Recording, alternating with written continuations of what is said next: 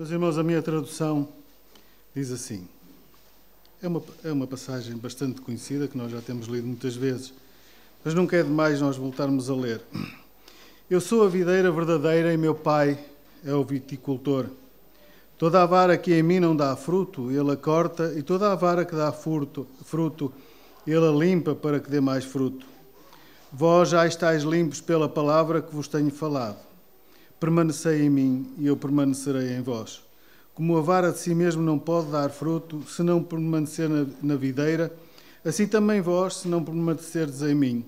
Eu sou a videira, vós sois as varas. Quem permanece em mim e eu nele, esse dá muito fruto, porque sem mim nada podeis fazer. Quem não permanece em mim é lançado fora como a vara e seca.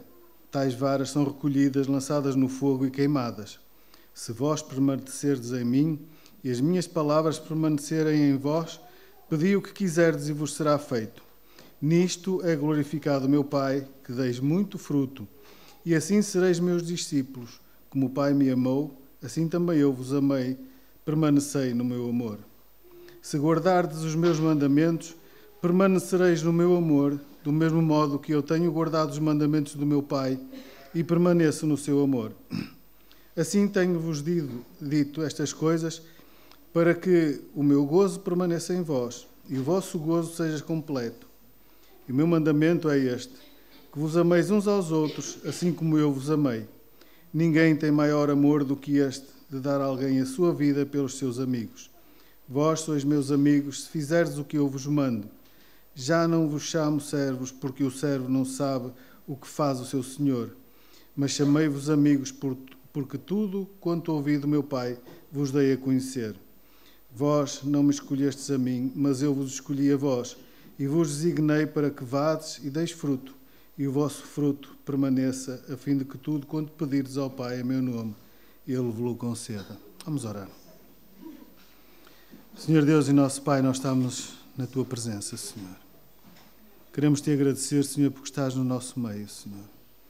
Nós queremos, Senhor, que Tu abençoes a Tua palavra, Senhor, e que venhas fazê-la sentir-se ao nosso coração, Senhor. Senhor, prepara os nossos corações, Senhor, para que o Teu Espírito nos inunde, Senhor, com todo o nosso ser, Senhor, e nós possamos sair daqui mais apropriados, mais santificados, Senhor, e mais preparados para falar de Ti, Senhor. Nós pedimos em nome de Jesus. Amém. Os irmãos podem sentar.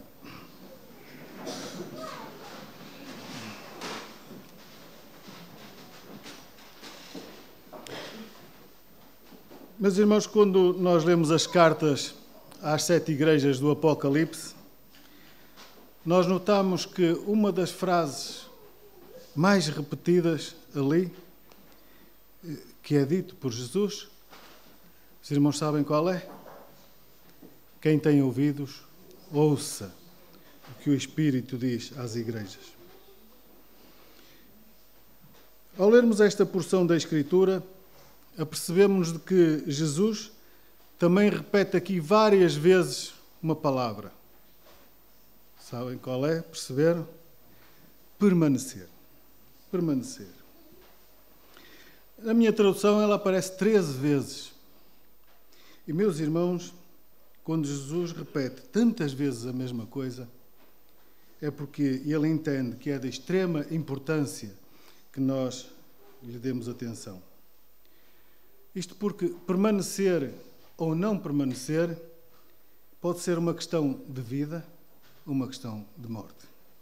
Vejam no verso 6, Jesus diz que quem não permanece nele, o que é que lhe acontece? É lançado fora e queimado como se faz às varas da videira.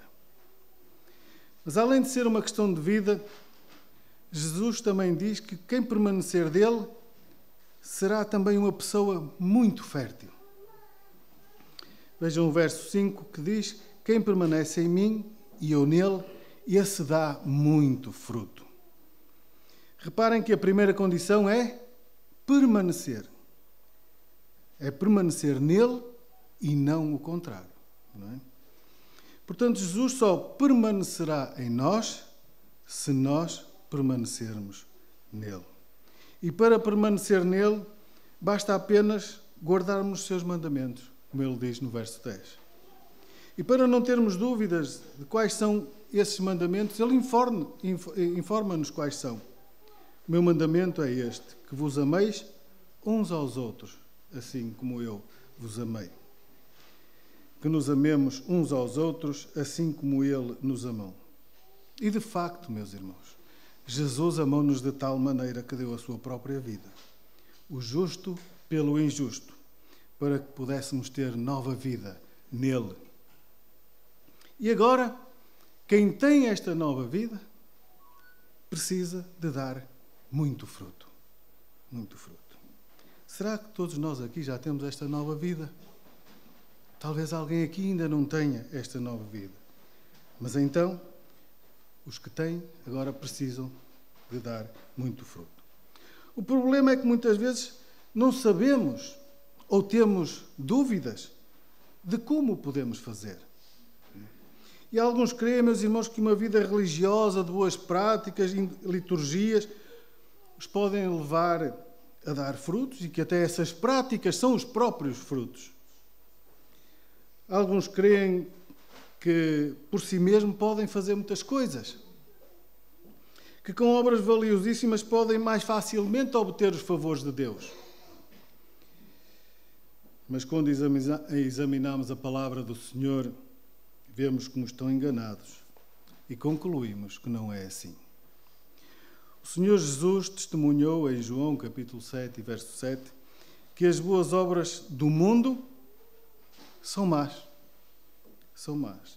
E em Mateus 23, 5, também disse em relação aos fariseus que as obras que faziam eram feitas para receberem os elogios dos homens. Certamente que todos estamos conscientes que a nossa justificação não depende de qualquer boa obra que possamos fazer. Todos certamente sabemos que as boas obras não foram e nem estavam destinadas para serem o meio para alguém conseguir ser salvo.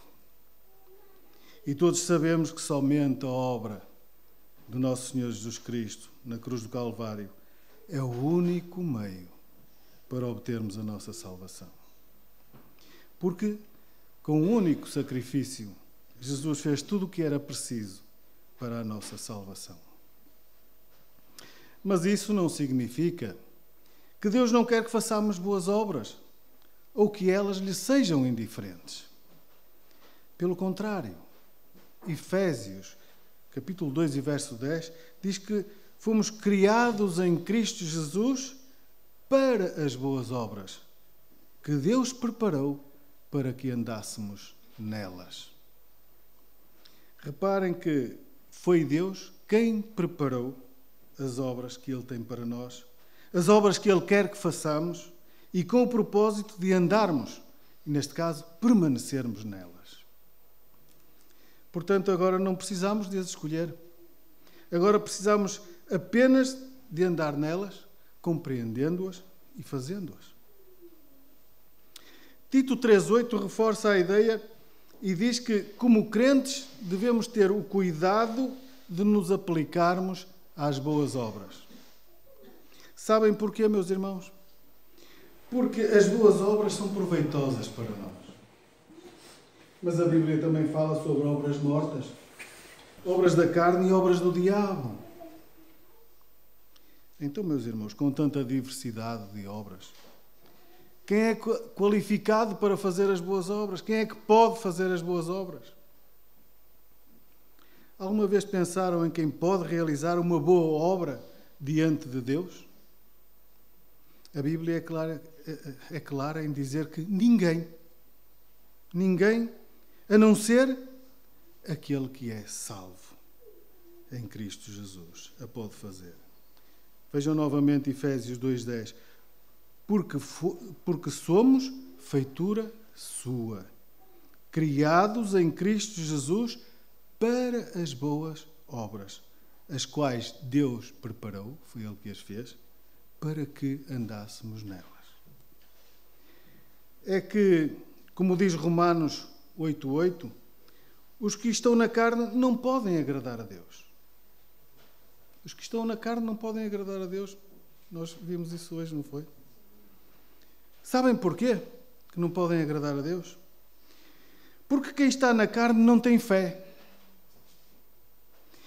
E a palavra do Senhor em Hebreus 11:6 diz que sem fé é impossível agradar a Deus. Porque é necessário que aquele que se aproxima de Deus creia que Ele existe e que é galardoador dos que o buscam. Mas ainda assim há muitos que dizem crer em Deus. E sabem o que Tiago diz a respeito deles? Lá em Tiago 2:8. É que fazem bem em crer em Deus. Mas ele também avisa que também os demónios creem e estremecem. Muitos dizem que creem em Deus, mas ainda não experimentaram a experiência do novo nascimento. Porque só assim se conseguem tornar filhos de Deus, como é dito em João, capítulo 1 e verso 12. Irmãos, as boas obras são o fruto do Espírito de que nos fala a Escritura em Gálatas 5, 22 e 23, com aqueles 9 sabores inconfundíveis. Lembram-se quais são? O amor, o gozo, a paz, a longanimidade, a benignidade, a bondade, a fidelidade, a mansidão, o domínio próprio. E os irmãos sabem que somente nos crentes em Jesus é que o Espírito Santo habita. E por isso é que apenas os crentes em Jesus podem fazer as boas obras, porque têm o Espírito que tem as boas obras. Porque as boas obras, meus irmãos, são o resultado da salvação e não a sua causa. A ordem divina é primeiro a salvação e só depois, então, o serviço. Somos salvos para servir a Deus e aos outros. Quem crê que um pecador pode trabalhar para ser salvo é uma grande heresia, pois por natureza o homem está morto nos seus pecados e separado da vida de Deus. Tito 3,5 diz que não em virtude das obras de justiça que nós houvéssemos feito, mas segundo a sua misericórdia nos salvou, mediante o lavar da regeneração e renovação pelo Espírito Santo. Em 2 Timóteo, capítulo 1 e verso 9, também diz que Jesus nos salvou e chamou com uma santa vocação, não segundo as nossas obras, que nós possamos ter feito, mas segundo o seu próprio propósito e a graça que nos foi dada em Cristo Jesus antes dos tempos eternos.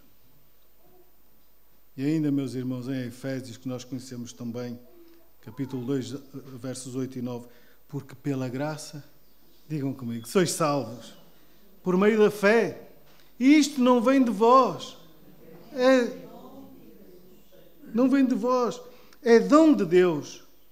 Não vem das obras para que ninguém se glorie. Tudo o que o descrente quiser fazer ou puder fazer para agradar e receber o favor de Deus, meus irmãos, é sem valor. Pode ser muito bom para a humanidade. Porque primeiro para isso ele precisa de se arrepender para fazer as boas obras. Não há outro meio para se obter o favor de Deus a não ser pelo seu Filho Jesus. É o que diz em Efésios capítulo 2, verso 13, diz: mas agora em Cristo, vós que antes estavais longe, já pelo sangue de Cristo chegastes perto. Só por Cristo, meus irmãos. No sentido bíblico, meus irmãos, a boa obra, o que é a boa obra? No sentido bíblico, é apenas aquela que agrada a Deus, não é? E que Deus aprova, abençoa e abençoa quem a faz. Pode até haver quem pratique um ato e que na sua concepção humana até seja considerado bom. Mas Deus pode vê-lo de outra maneira. Aquilo que podemos considerar bom, Deus pode rejeitar como mau. Até podemos recompensar algo que Deus vai censurar. Daí por vezes surgir a dúvida de como se pode saber se o que fazemos é bom e aprovado por Deus. Há muitos que se envolvem em atividades cristãs, executando nervosamente programas criados, mas no fim, meus irmãos, a Escritura fala-nos que receberão aquele grande e terrível desapontamento que Jesus fala em Mateus 7, 22, 23. Eles dirão assim, muitos dirão naquele dia, Senhor, Senhor, não profetizámos nós em teu nome não expulsámos demónios?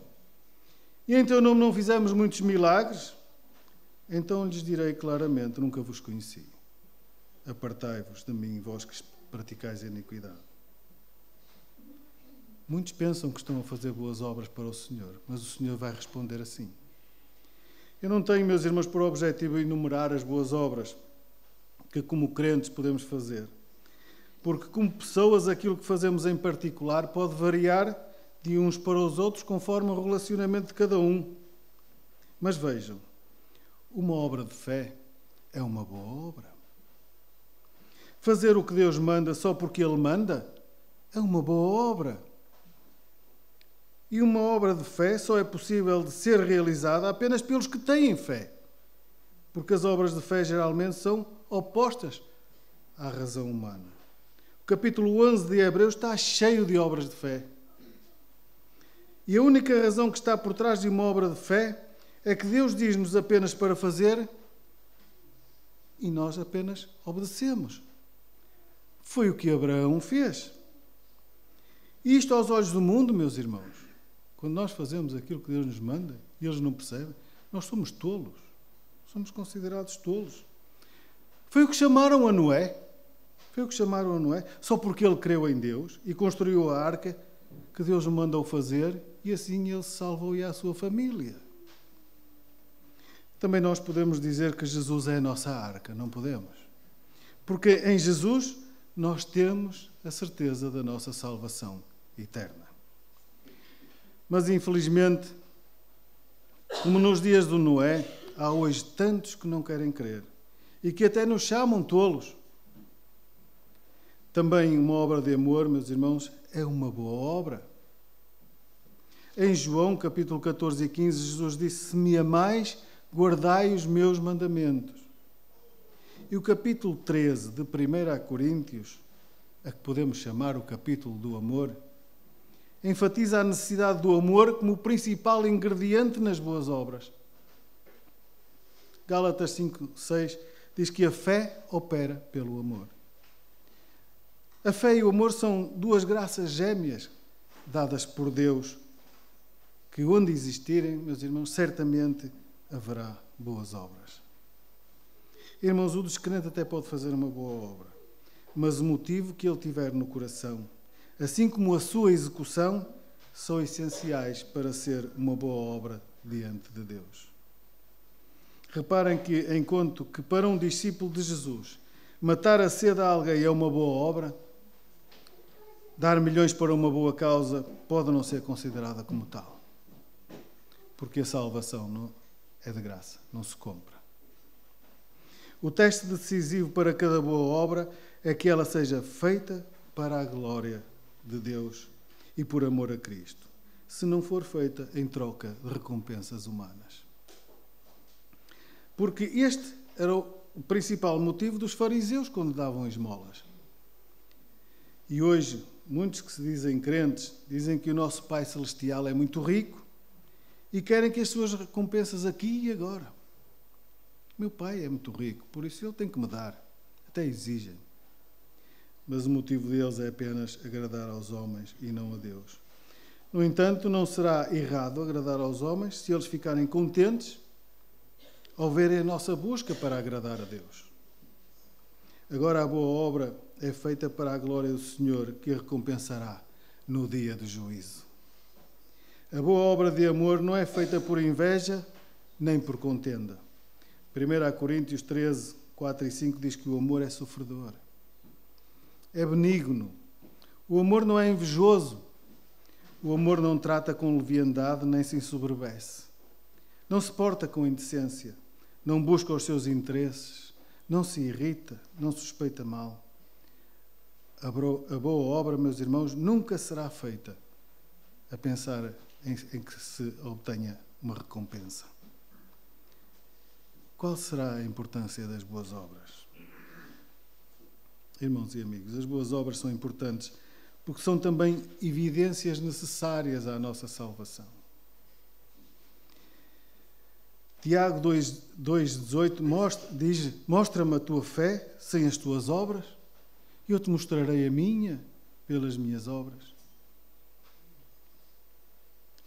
Como já vimos, elas não manifestam a nossa salvação. Não produzem nem manifestam a nossa salvação. Não são a causa, mas o efeito do novo nascimento.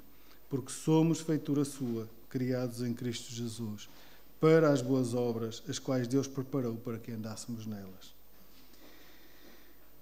Meus irmãos, os nossos pecados já foram lavados por Jesus no seu próprio corpo, pregado na cruz. Mas no tribunal de Cristo, as nossas obras serão rejeitadas ou serão recompensadas. 1 Coríntios 3, 13 e 14 diz que a obra de cada um se manifestará, pois aquele dia a demonstrará, porque será revelada no fogo, e o fogo provará qual seja a obra de cada um. Ninguém engana Deus. Se permanecer a obra que esse alguém edificou, receberá galardão. Como o Senhor Jesus disse, nem todos os que o tratam por Senhor entrarão no reino dos céus, mas sim aqueles que fazem a vontade do seu Pai. Realmente, meus irmãos, a fé, aquela fé verdadeira, é que salva. E esta fé só é manifestada fazendo exclusivamente as obras de Deus, as obras que Deus preparou para nós. Se somos ou não verdadeiros cristãos, é mostrado muito claramente pelo facto de seguirmos ou não a sua palavra, fazendo o que a Sagrada Escritura nos diz. E para evitar qualquer mal-entendido, meus irmãos, para executar muitas dessas obras, não precisamos de nenhuma revelação especial, porque elas estão escritas claramente na palavra que Jesus dirigiu aos benditos do seu Pai, descritas em Mateus capítulo 25, 35 a 40. Querem ver? Porque tive fome e me deste de comer. Tive sede e me deste de beber. Era forasteiro e me acolhestes. Estava nu e me vestiste. Adoeci e me visitaste. Estava na prisão e fostes ver-me. Então os justos lhe perguntarão: Senhor, quando te vimos com fome e te demos de comer, ou com sede e te demos de beber?